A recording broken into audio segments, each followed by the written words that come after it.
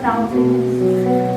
Ang bawat linya ng kanta ay nagpapaalala sa atin na sa kabila ng ating luha, kahinaan, at sa mga tanong sa ating buhay, hindi tayo kailanman iniwan ng Panginoon. Kaya itaas po natin ang ating mga kamay bilang tanda ng pagsuko sa Kanya. Pagtiwala tayo sa Kanya, mga pangako at kamagayan, sapagkat siya ang Diyos na hindi nagugulong. And magpuri po tayo sa Kanya, magpasalamat at hayaan natin siyang maghari sa ating mundo. Lord, maghari ka, O Diyos. And awitin po natin po sa Panginoon.